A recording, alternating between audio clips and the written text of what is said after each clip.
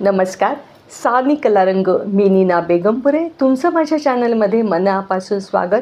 तुम्ही जे भरभरून प्रतिसाद देत आहात त्याबद्दल अगदी मनापासून आभार. आणि हो, ज्यांनी सबस्क्राईब केलं नसेल त्यांनी नक्की सबस्क्राईब करा, म्हणजे माझे नवनवीन व्हिडिओ तुम्हाला लगेच नोटिफिकेशन मिळेल बरं का. बऱ्याच जणांनी कॉमेंट्समध्ये लिहिलं होतं की डोळ्याखाली काळं होत आहे, तर त्याच्यावर उपाय सांगा, घरगुती उपाय सांगा. तर आजकाल डोळ्याखाली काळं होणं अगदी तरुण मुलांमध्ये मुलींमध्ये दिसतं, कारण एक तर त्यांचा खूप दिवसभर त्यांचं कॉम्प्युटर लॅपटॉपसमोर बसणं असतं, त्यामुळे डोळ्यावर ताण येऊन डोळ्याच्या खाली काळं होतं. तर हा उपाय तरुण पिढीनेसुद्धा करा. आणि आपल्याही वयाला डोळ्याखाली काळं होतं, कारण एक 40 नंतर जो चष्मा लागतो त्याच्यामुळे चष्मा काढला की सुद्धा आपल्या इथे डोळ्याखाली जरा काळं दिसतं. तर हे दिसू नये म्हणून अगदी सोपे घरगुती उपाय सांगते बरं का. आणि बऱ्याच जणांनी सांगितलं की आम्हाला ते कसं तरी वाटतं, खूप काळं होतं आहे.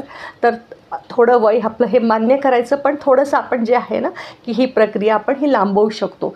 तर आपण घरामध्ये जेव्हा बटाट्याचा भाजी करतो तेव्हा अगदी थोड्याशा स्लाईस जरासं किसून घ्यायचा, त्याचा रस काढायचा. बटाटा अत्यंत उपयोगी आणि गुणधर्म असलेला घटक आहे.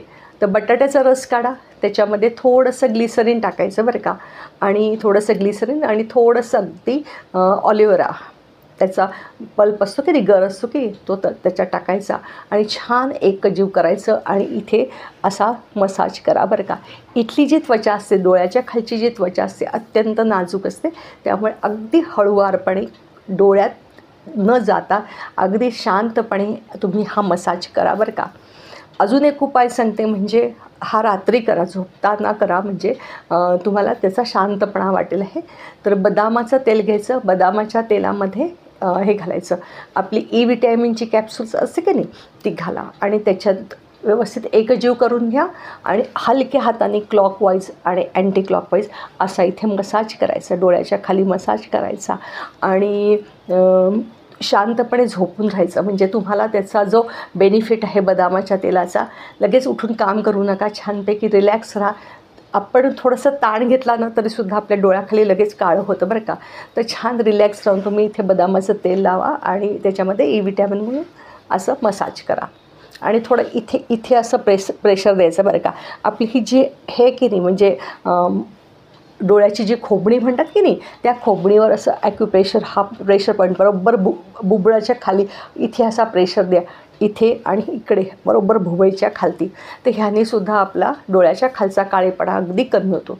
अजून एक छान उपाय म्हणजे माहिती आहे का, काकडी असते की नाही, काकडीच्या स्लाईस करायच्या, फ्रीजमध्ये ठेवा, काकडी गार होऊ द्या, स्लाईस करा आणि अगदी 2 स्लाईस 4 स्लाईस अशा चेहऱ्यावर ठेवा, डोळ्यावर ठेवा, की जेणेकरून डोळ्याला थंडावा मिळतो आणि काकडीच्या गुणधर्मांनी हा काळेपणा जातो.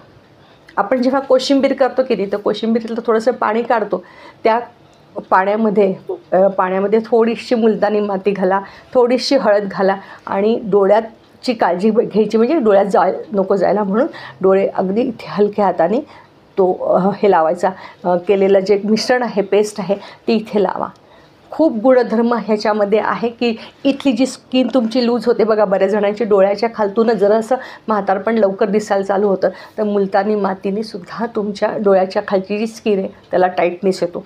तर काकडीच्या रसामध्ये हे नक्की करून बघा आणि ह्याचा खूप छान उपयोग होतो. फक्त माहिती आहे का, कुठल्याही गोष्टीला थोडंसं सातत्य पाहिजे बरं का, की मी आज केलं लगेच उद्या दिसतो, पण एक थोडंसं तरी आठवड्यातनं एक 3दा करा आणि मग हळूहळू तुम्हाला त्याची म्हणतात ना, त्याचे गुणधर्म जसा दिसायला लागेल तर मग त्याचं प्रमाण हळूहळू कमी करा. पण थोडंसं आपण ह्या सगळ्या गोष्टीमध्ये आपण आपली काळजी घेणं गरजेचं आहे. बऱ्याच जणांनी अजून सांगितलं होतं की तुमच्या पापणीचे, म्हणजे पापणीचे केस आणि भुवयाचे केस विरळ होत चाललेले आहे आणि पांढरे होत चाललेले आहे, तर त्याच्यावर उपाय सांगा. तर अगदी छान उपाय बघा, आपलं एरंडेल तेल असतं की नाही, तर एरंडेल तेल हे डायरेक्ट लावायचं नाही, लक्षात ठेवा. एरंडेल तेल हे खूप घट्ट असतं, तर थोडं खोबरेल तेल घ्यायचं. खोबरेल तेलामध्ये अगदी 1-2 चमचे एरंडेल तेल घाला, कारण 2 भुवयांनाच लावायचं, आपल्याला संपूर्ण चेहऱ्याला लावायचं नाही आहे. तर अगदी अर्धा चमचा खोबरेल तेलामध्ये अगदी 2 थेंब एरंडेल तेला छानपैकी त्याला मिक्स करा आणि आपलं इयरबड असतो की नाही, या कापसाचं हे कापूस काडीला लावून असं फक्त भुवयांपुरतं असं करा आणि हलक्या हाताने असा मसाज करा. काही दिवस असं रोज रात्री करा. बघा तुमच्या भुवयांचे आणि पापणीचे केस, पापण्यांवर सुद्धा हलक्या हाताने असं मसाज करा की जेणेकरून तुमच्या भुवयाचे केस हे जे पांढरे होत आहेत, आयब्रोज सगळ्या पांढऱ्या होत आहेत, त्या दाटे होतील आणि काळ्या राहतील. हे तर असे हे छोटे छोटे घरगुती उपाय आहे, नक्की करून बघा आणि मला रिझल्ट सांगा. आणि अजून तुमचे काही जर प्रश्न असेल तर नक्की कॉमेंट्समध्ये लिहा की आम्हाला असं. आणि परत एकदा सांगते, हे घरगुती उपाय आहे, पण काही जणांची थोडी स्किन जर हे असेल ना, सेन्सिटिव्ह असते, तर थोडंसं तुम्ही काय करा, थोडंसं तुम्ही हाताला की इथे मानेला थोडंसं जे काही आपण लावणार आहोत ते इथे हाताला आणि इथे लावून बघा. आणि जर तुम्हाला त्याचं काही जळजळ झाली, चुणचुणलं, तर तुम्ही लावू नका, लगेच गार पाण्याने धुवून टाका. आणि हे आपल्याला वय हे मान्य करायचं आहे. फक्त आपण कसं वार्धक्यालासुद्धा खूप छान हसतमुखाने पुढे जायचं आहे आणि छान ग्रेसफुलच राहायचं आहे.